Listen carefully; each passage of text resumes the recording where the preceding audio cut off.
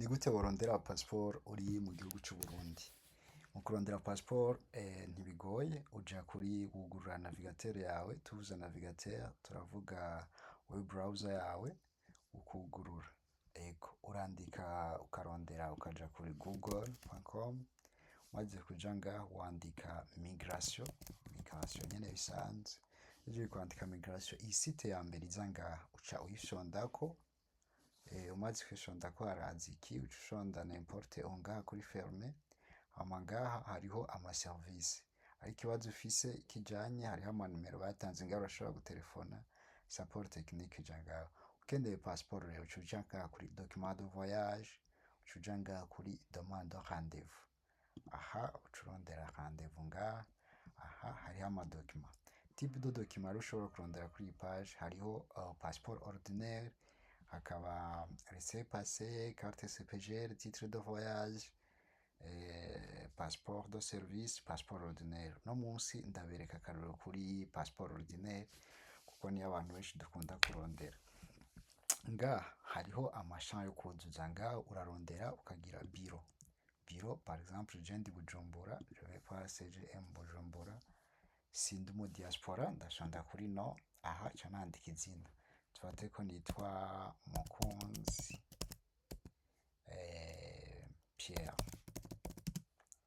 Ok, ndi umugabo, date de naissance ko yavutse le 12, utora ngaho ukwezi février, peut-être umuntu ko yavutse aha kuri kano kantu k'itariki uraduza, dufate ko umuntu wacu yavutse muri 2000. Et puis ngaha utora statut matrimonial, umusore. Type de demande, ata passport bwatunga, uca ngaha kuri nouvelle, gaca wandika nimero ya telefone. Nimero ya telefone rero wandika 257 peut-être 61 00, gaca peut-être nkiyi. Et puis email rero bisaba kuba ufise gatugire email rero akenewe cyane kuko niyo wakwandikira .com. Aha uca ugira confirmation email, no kuvuga uca ufata email nyene ugaca yandika ngaha email@gmail.com, uragerageza ukandika iyi. Hama ngaha uca wandika ko izina ry'umuvyeyi, Gahungu Alex muri prénom. Hama na de la mère Gakobwa,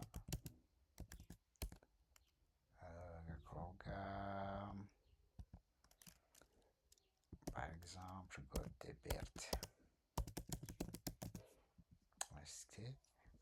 Pays de naissance uratora ko ari Burundi. Profession yawe uca ushira ko ico ukora. La majorité uca ukandika ko étudiant, élève, province, uvuga province urimo. Si ntoye nka Bujumbura mairie, ca ntora commune, hana Ntahangwa quartier, ndaza gutora quartier. Aha baca bazana ama quartier yose. Iyo ntora nka Mukaza, naca ntora quartier, reka ntore quartier Rohero Gatoke, lieu de naissance, peut-être Karikiriri,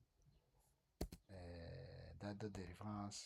Aha ndiko ndandika information, fise délivrance d'acte, lieu de délivrance, bwiza. Résidence actuelle, je uvuga ahantu uba, peut-être Gatoke 50, numéro 50, sinzi ko haba personne de référence. Aho uca wandika umuntu bazoshobora gutelefona mu gihe wokubura. Par exemple ari nk'uwitwa Jean Léon, telefone yiwe peut-être ko ari nka 0054, choix de mail. Aho uca uvuga motif ukeneye. Ibi uravuga ati demande de passeport pour mon voyage, par exemple, n'izindi rezo uzoshobora gutanga. Aha rero uca uraba foto yawe ya pasiporo. Mu gutora pasiporo rero ushonda ngaha, et puis ugaca ushira mu mashini yawe ukaraba ko hari foto pasiporo wowe ufise. Donc urarondera foto ukayishiramo. Je vais trouver ifoto ngaha peut-être ngira nshiremo iyi sepa. Aha ikibazo bikunda kuhaba, aha murabona ko ifoto natoye ni ifoto nini. Ndashobora kubera ukuntu bagabanya ifoto mugabo ndashobora kurondera ifoto ikwije amataye prevenir dame téléchargement puis retrouver. Murabona ko iyipima 90 kilogute, ndashobora kuyitora ndayishiramo. Nca ngenda nkafotora identite yanje nayo nkayi uploadinga nga la même manière, nkayitora nkayishiramo et puis nga nkatora iyindi document nkayishiramo. Voilà, ama document yose ndayashiramo. Ni sawa. Iyo ibaye nini toujours baranyereka erreur, ca ndaba amadokima mato mato ndaraba izo dokima zanje nkazicompressa. Voilà, iki nico gikunda kugora abantu benshi. Muri ca ngira envoyer la demande, maze kugira kuri envoyer la demande baca banyereka nkaverisha yuko ama information natanze ariyo. Aha bababwira ko neza gushaka plus de 157 et puis si je valide encore baza guca bagereka ko atama image ariyo, kuko usabumitinze amadokima ntagende no ruguru hariyo erreur ca zifutika uca uba obligé gusubira kuzitora.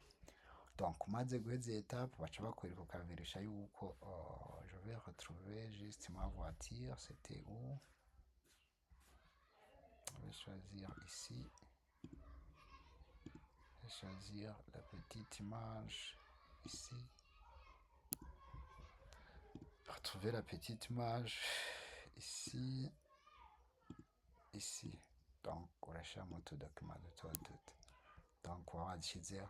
Hama abatahise nico arico ni carte d'identité, karangamuntu, autorisation parentale mu gihe wubatse, autorisation mu gihe ukiri muto, extrait d'acte de naissance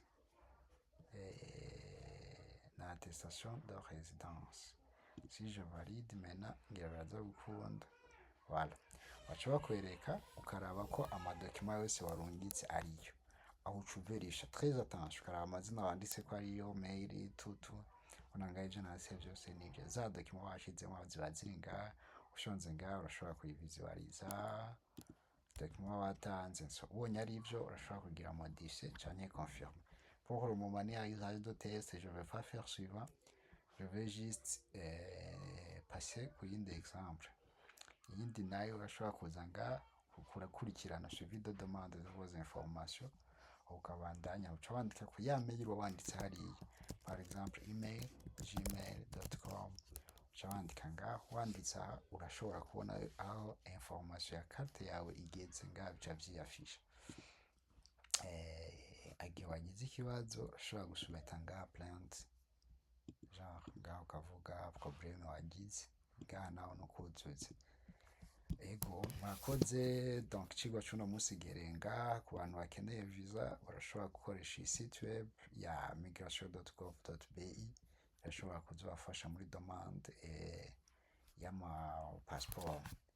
Okay, uwundi muntu azokubona afise ikibazo ku ma service atangwa en ligne mu gihugu c'u Burundi azotwandikire muri commentaire avuge ikindi cigwa umuntu ashobora kubereka. Icigwa gikurikira nzobereka ukuntu umuntu ashobora gucreer societe canke une entreprise en ligne ari mu gihugu c'u Burundi. Murakoze.